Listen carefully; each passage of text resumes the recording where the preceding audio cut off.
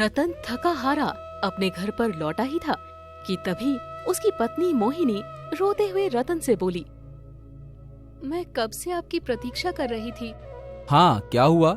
जब आप काम पर गए थे तब मैंने आपसे कहा था कि रसोई में खाने पीने का सामान सब खत्म हो गया है। हमारी बेटी आरती भी बेचारी आपका इंतजार करते करते भूखी ही सो गई। तुमसे कहा था ना मैंने मोहिनी कि मैंने जमींदार से कुछ पैसे उधार मांगे थे, मगर उस जमींदार ने पैसे देने से इनकार कर दिया। मेरी समझ में नहीं आता, आप दिन रात जमींदार के खेतों में बैलों की तरह लगे रहते हो, फिर आपको उससे उधार मांगने की क्या आवश्यकता पड़ गई? अरे आप जो उससे पैसे मांग रहे हो वो आपकी मेहनत के मांग रहे हो। अरे तुम तो जानती हो मोहिनी कि जमींदार हर मजदूर को कितना कम मेहनताना देता है। अब मैं क्या करूं? एक आप हो जो दिन रात मेहनत करते रहते हो, मगर उसके बाद भी आपकी पत्नी और बेटी को भूखा सोना पड़ता है। और आपका बड़ा सौतेला भाई श्याम जो दिन भर गांव में घूमता है और उसके पास धन की कोई कमी नहीं। अरे कल ही उसकी पत्नी ने सुनार की दुकान से 10 तोले सोने का हार बनवाया है। आप अपने सौतेली भाई के साथ क्यों नहीं लग जाते? तुम जानती हो मोहिनी कि मेरा सौतेला भाई व्यापार में कितने उल्टे सीधे कार्य करता है। अरे मैं ये सब नहीं कर सकता। अगर तुम नहीं कर सकते तो फिर मुझे कोई मतलब नहीं, मैं भूखी रह सकती हूँ, लेकिन अपनी बिटिया आरती को भूखा नहीं देख सकती। जाओ जाकर कुछ खाने को लेकर आओ। तुम भी हद करती हो मोहिनी। तुम जानती हो कि मेरे पास पैसे नहीं हैं, फिर मैं कहां से खाना लेकर आऊं? तुम अपने बड़े सौतेली भाई के साथ कोई काम नहीं कर सकते तो कम से कम उससे पैसे तो उधार मांग सकते हो। जब जमींदार पैसे दे दे तो उसे लौटा देना। मोहिनी की बात सुनकर रतन अपने सौतेले भाई श्याम के घर पर चला गया। अरे रतन, इतनी रात गए तुम यहाँ क्या कर रहे हो? और रतन कैसे हो? वैसे नंदनी सही कह रही है। जहां तक मैं जानता हूं तुम तो मेरे घर की ओर देखना भी पसंद नहीं करते। मैं क्या बोलूं, मैं बहुत मजबूरी में आया हूं बड़े भाई।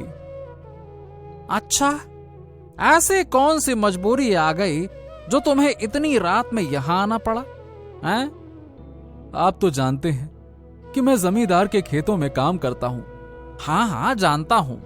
और मैं यह भी जानता हूं कि जमींदार दिन भर तुमसे कड़ी धूप में मेहनत करवाता है और पैसे के नाम पर वो तुम्हें अंगूठा दिखा देता है। क्यों? जब आप सब कुछ जानते ही हैं तो आप समझ ही गए होंगे कि मैं यहां पर कितनी मजबूरी में आया हूं। मेरी पत्नी और मेरी 15 वर्षीय पुत्री आरती सुबह से भूखे हैं भैया। आप मुझे कुछ पैसे उधार दे दो ताकि मैं बाजार से कुछ खाने को ले जाऊं। मेरी बिटिया, आपकी भतीजी भूखी है, कम से कम वो तो खा ले। जैसे ही जमींदार पैसे देगा मैं आपको पैसे वापस कर दूंगा।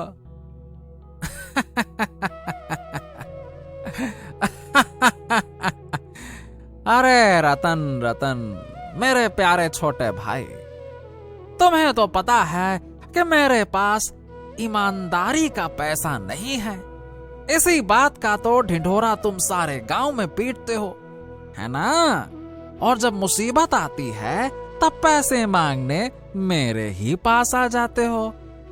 श्याम की पत्नी मजाक उड़ाते हुए अपने पति से बोली, अरे दे दीजिए पैसे, उसके बीवी बच्चे बेचारे भूखे हैं। हा, दे दो, बेचारे भूखे हैं। अरे एक फूटी कौड़ी नहीं दूंगा मैं इसको। वैसे भी पिताजी ने मेरे साथ हमेशा सौतेला व्यवहार किया है। अरे मरने के बाद जायदाद का बंटवारा भी उन्होंने ठीक तरह से नहीं किया। उन्होंने इस निकम्मे रतन को मुझसे ज्यादा हिस्सा दिया था, मगर फिर भी ये कुछ नहीं कर पाया क्योंकि इसके दिमाग में ईमानदारी घुसी हुई है। क्यों रतन, सही कहा ना मैंने? रतन मुंह लटकाकर अपने घर पर अपनी पत्नी के सामने खड़ा हो गया। मुझे पता था कि तुम्हारा बड़ा सौतेला भाई तुम्हें एक फूटी कौड़ी भी नहीं देगा, और आखिर क्यों देगा? सारे गांव में जो तुम उसे बदनाम करते फिरते हो। अरे मैं बदनाम नहीं करता मोहिनी। क्या मुझे किसी पागल कुत्ते ने काटा है जो मैं उसे बदनाम करूंगा? अरे जो सच है मैं वही बताता हूं सबको। बस। अरे मेरे सच्चाई के देवता, तुम ये बात कब समझोगे कि सच्चाई से पेट नहीं भरता? मुझे लगता है कि तुम्हें जमींदारों के खेत में काम करना छोड़कर कोई दूसरा व्यवसाय करना होगा, तभी सफलता मिलेगी। लेकिन मोहिनी, मेरे पास इतना धन नहीं है कि मैं जमींदार की नौकरी छोड़कर कोई नया व्यवसाय शुरू कर दूं। मुझे इस बात से कोई मतलब नहीं है। अगर आप ऐसा नहीं करते तो फिर मैं अपनी बेटी आरती को लेकर यहाँ से चली जाऊंगी और खुद मेहनत मजदूरी करके कमाऊंगी। तब मत कहना कि मेरी गांव में बदनामी हो रही है। अगले दिन रतन गांव के मुखिया के पास जाकर सारी घटना बताते हुए बोला, मुझे कुछ भी समझ में नहीं आ रहा मुखिया जी कि आखिर मैं करूं तो करूं क्या। मेरे परिवार की हालत बहुत ही दयनीय होती चली जा रही है। आप ही कुछ सुझाइए, क्या करूं मैं तुम्हारी बात को समझता हूं रतन। देखो, मेरे पास एक उपाय है और मुझे लगता है कि उस उपाय से तुम बगैर पैसों के अच्छा व्यवसाय कर सकते हो। अच्छा, अब ऐसा कौन सा उपाय है मुखिया जी? रतन, तुम्हारे पास व्यवसाय करने के लिए धन नहीं है और गांव में तुम्हें कोई भी उधार धन देगा भी नहीं, क्योंकि गरीब आदमी को इस संसार में कोई भी धन उधार नहीं देता। क्यों न जंगल में तुम लकड़ियां काट कर शहर में जाकर बेचो। केवल तुम्हें एक कुल्हाड़ी की आवश्यकता है, अब वो मैं तुम्हें दे दूंगा। बाकी तुम्हारी जितनी मेहनत उतना अधिक मुनाफा। क्यों? हाँ, ये ठीक है मुखिया जी। मैं आज ही जमींदार से अपने बचे हुए पैसे ले आता हूं। उससे मैं एक गधा खरीद लूंगा ताकि जंगल की लकड़ियां काट कर उस गधे की पीठ पर रखकर आसानी से शहर में बेच सकूं। आपने बिल्कुल सही सुझाया। हाँ, ये ठीक है कि तुम गधा खरीद लो ताकि लकड़ियां बाजार ले जा सको। ठीक है, मैं कुल्हाड़ी तुम्हारे घर भिजवा दूंगा। ठीक है रतन, जाओ। रतन सीधे जमींदार के हवेली आकर जमींदार से बोला, जमींदार साहब, अब मेरा हिसाब कर दीजिए और जो मेरे पैसे बचे हुए हैं वो दे दीजिए। हिसाब कर दीजिए? अरे क्यों भाई, क्या हुआ? आगे काम वाम नहीं करना है क्या? नहीं जमींदार साहब, मैं दूसरा व्यवसाय शुरू करना चाहता हूं। अब मैं आपके खेतों में काम नहीं करूंगा। अच्छा, तो अरे भैया, दूसरा व्यवसाय करने के लिए धन की आवश्यकता होती है। और रतन, जहां तक मैं जानता हूं, तुम्हारे पास तो एक फूटी कौड़ी भी नहीं है। क्यों? अब मैं कल से जंगल में लकड़ियां काट कर शहर में जाकर बेचूंगा।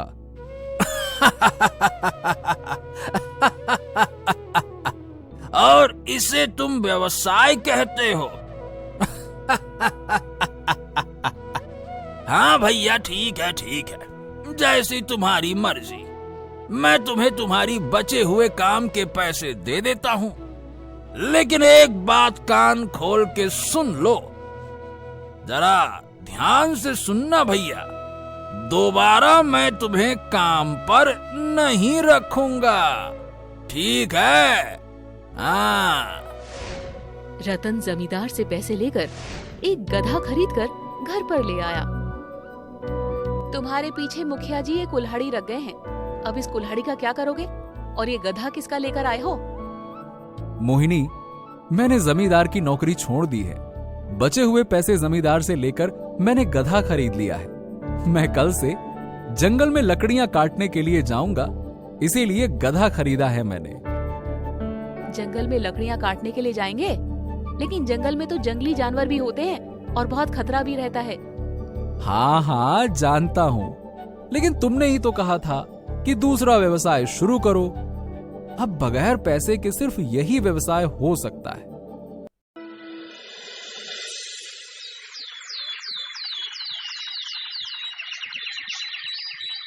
अगले दिन रतन अपने गधे के साथ कुल्हाड़ी लेकर जंगल की ओर चला गया और अपने आप से बोला, हाँ, मैंने कभी इससे पहले पेड़ काटा ही नहीं है। समझ में नहीं आ रहा है कि कौन सा पेड़ काटूं।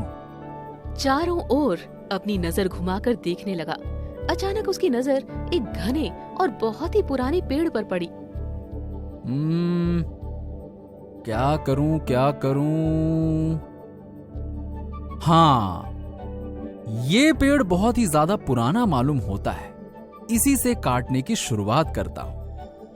रतन उस पेड़ के पास जाकर कुल्हाड़ी चलाने ही वाला था कि अचानक उस पेड़ के अंदर से एक आवाज आई। मुझे मत काटो, मैं जंगल का सबसे प्राचीन पेड़ हूं। मैंने वो सब कुछ देखा है जो तुम्हारे आसपास के पेड़ों ने नहीं देखा। हाँ, ये कैसे हो सकता है? जरूर इस पेड़ के पीछे कोई छुपा हुआ है। भला एक पेड़ कैसे बात कर सकता है? ये क्या हो रहा है? मैं एक जादुई वृक्ष हूं, मुझे मत काटना। मान लिया कि तुम जादुई वृक्ष हो, लेकिन अगर मैं तुम्हें नहीं काटूंगा तो फिर बाजार में जाकर बेचूंगा क्या मैं? बाजार में बेचने के लिए बहुत वस्तुएं हैं। तुम पेड़ ही काटकर क्यों बेचना चाहते हो? क्योंकि मेरे पास धन नहीं है। अचानक उस पेड़ से पानी की बूंदें टपकने लगी। ये पानी की बूंदें कैसी हैं? ये बूंदें नहीं, बल्कि मेरे आंसू हैं। जिस तरह से तुम्हारे अंदर आत्मा होती है, ठीक इसी तरह से पेड़ के अंदर भी आत्मा होती है। उन्हें भी दर्द होता है। यही मेरे आंसू हैं। पेड़ की बात सुनकर रतन को उस पर बहुत ही ज्यादा तरस आ गया और वो चुपचाप अपने घर आ गया। रतन को खाली हाथ देखकर उसकी पत्नी गुस्से से आग बबूला हो गई। आप तो जंगल में लकड़ियां काटने गए थे। रतन सारी घटना बताते हुए बोला।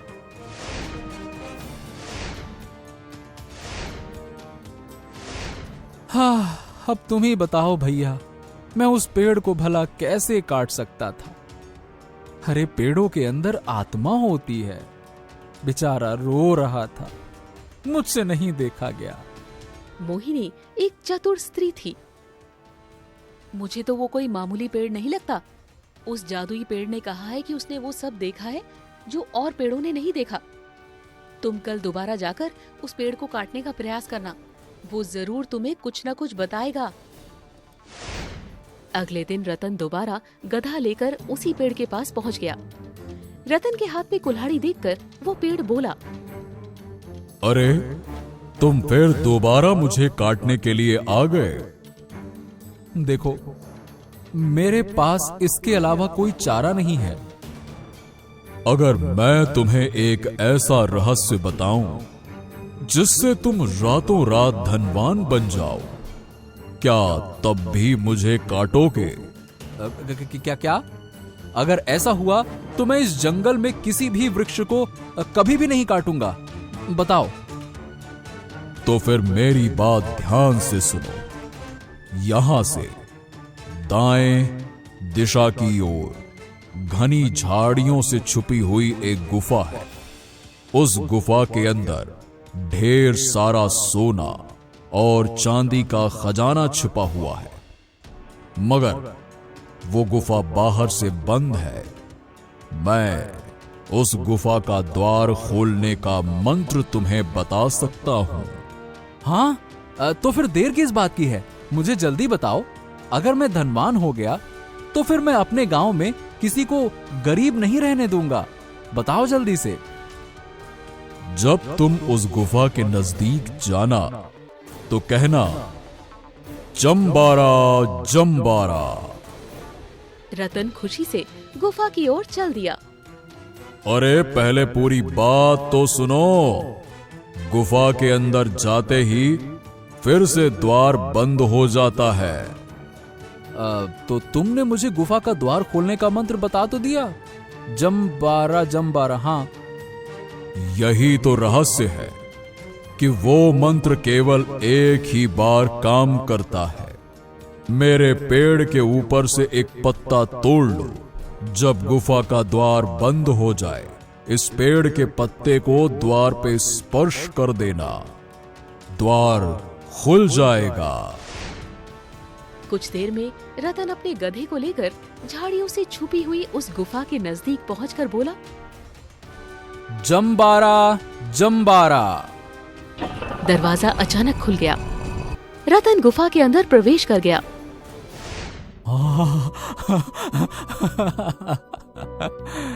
यहाँ तो ढेर सारा सोना और चांदी पड़ा हुआ है। इतना सोना तो मैंने कभी अपने जीवन में नहीं देखा। क्या करूं क्या करूं? क्या मैं इतना सोना उठा लूं? नहीं नहीं नहीं नहीं नहीं, मैं सिर्फ उतना ही सोना उठाऊंगा जितनी से मेरी गरीबी दूर हो जाए। रतन ने एक बोरी में भरकर ढेर सारा सोना गधे की पीठ पर रखकर घर ले आया। इतना ढेर सारा सोना आप कहां से लेकर आए? सच बताइए, कहीं आपने किसी के घर पर डाका तो नहीं डाला? अरे पगली, किसी के घर पर डाका भी डालता तो उसके वहां इतना सोना नहीं मिलता। रतन सारी घटना मोहिनी को बताने लगा। मैंने आपसे कहा था ना कि वो पेड़ आपको जरूर कुछ ना कुछ बताएगा।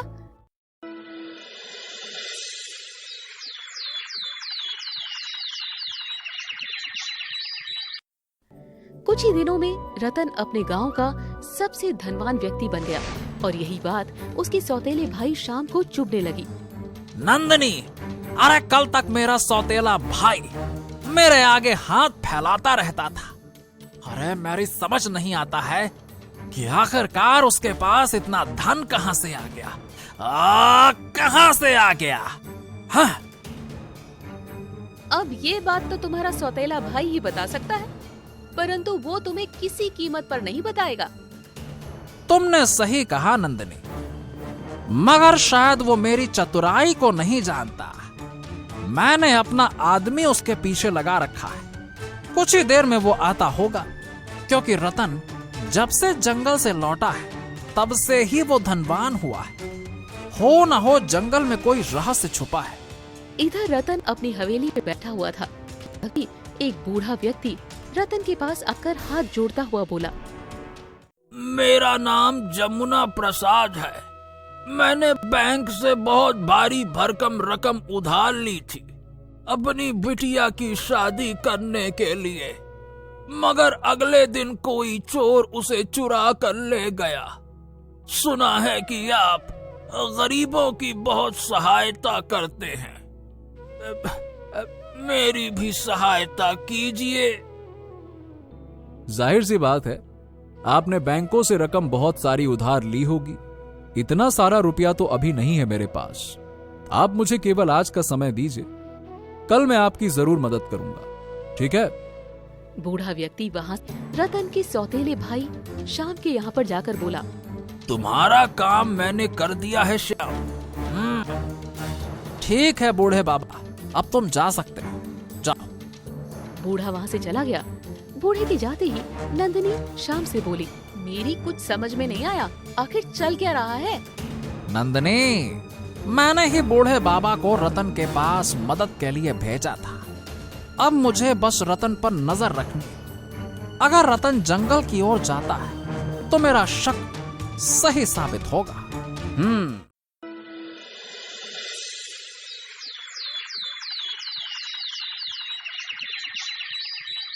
अगली सुबह रतन को जाते देख उसकी पत्नी मोहिनी बोली, इतनी सुबह सुबह गधा लेकर कहाँ जा रहे हैं आप? जंगल जा रहा हूँ। जंगल? लेकिन क्यों? रतन सारी घटना मोहिनी को बताते हुए बोला, मुझे लगता है कि मुझे उस बूढ़े बाबा की मदद करनी चाहिए। उस बूढ़े बाबा ने बैंक से कर्ज लिया। मोहिनी, अरे वो बेचारा मदद के लिए मेरे पास आया है, क्योंकि उसे पता है कि मैं किसी भी मददगार को खाली हाथ नहीं लौटाता। चलो तुम चिंता न करो, मैं कुछ ही देर में लौट आऊंगा, ठीक है? रतन सीधे उस जादुई पेड़ के पास चला गया और उसका पत्ता तोड़कर अपने गधे को लेकर गुफा के अंदर चला गया, मगर वो नहीं जानता था कि उसका सौतेला भाई उस पर नजर रखे हुए है। शाम जंगल में एक पेड़ के पीछे छुपकर बोला, अच्छा तो ये बात है, मेरे सौतेले भाई के हाथ एक सोने की गुफा लग गई है। इसीलिए वो इतना उछल रहा है। लेकिन कोई चिंता नहीं है, मैं आज रात ही गुफा के अंदर रखा हुआ सोना चुरा कर ले जाऊंगा और उसके बाद रतन हाथ मलता रह जाएगा। शाम घर पर आकर अपनी पत्नी को सारी घटना बताते हुए बोला, देखा मेरी चतुराई, मैंने सारे रहस्य का पता लगा लिया है। तुम्हारी चतुराई का तो जवाब नहीं। अब जल्दी करो, जाओ गुफा के अंदर रखा हुआ सारा सोना और चांदी यहाँ लेकर आओ, ताकि हम सबसे ज्यादा धनवान बन जाएं। अरे चिंता मत करो, मैं गुफा में कुछ छोड़ूंगा ही नहीं। क्यों? मुझे लगता है कि आपको मुझे भी अपने साथ ले जाना चाहिए। कहीं ऐसा ना हो कि आप कुछ सोना तरस खाकर अपने छोटे भाई के लिए छोड़ आए। मैं तो कहती हूँ कि वो सारा सोना लेकर हमें अपने घर में आना ही नहीं चाहिए। हम ये सारा सोना शहर लेकर चले जाएंगे, नहीं तो तुम्हारे छोटे भाई को शक हो जाएगा, और मैं नहीं चाहती कि उसे किसी भी प्रकार से कोई शक हो। हाँ, शायद तुम सही कहती हो। हम अपने घर के बाहर ताला लगा देते हैं। गांव वाले यही समझेंगे कि हम दोनों गांव छोड़कर चले गए। शाम अपनी पत्नी मोहिनी को लेकर उस जादुई पेड़ के पास चला गया। ये तो एक पेड़ है, तुम यहाँ पर क्यों लाए हो? अरे यही तो रहस्य है नंदिनी। इस पेड़ के पत्ते के बगैर हम गुफा के बाहर नहीं निकल सकते। अगर हमने इस पेड़ का पत्ता नहीं तोड़ा तो हम गुफा में ही फंस कर रह जाएंगे। कुछ देर बाद शाम अपनी पत्नी नंदिनी के साथ गुफा के नजदीक पहुंचकर बोला, जम्बारा जम्बारा। गुफा का द्वार तेज आवाज के साथ खुल गया, मगर जैसे ही शाम और नंदिनी गुफा के अंदर प्रवेश करते हैं, अचानक गुफा का द्वार बंद हो गया और एक कड़कदार आवाज शाम के कानों से टकराई। अच्छा, तो तुम हो वो दोनों जो हमारा लूटा हुआ सोना और चांदी इस गुफा से ले जा रहे हो? उस गुफा के अंदर दो डाकू खड़े हुए थे। एक डाकू दूसरे डाकू से बोला, सरदार, इसे किसी भी कीमत पर मत छोड़ना। पता नहीं ये कैसे इस गुफा का रहस्य जान गए।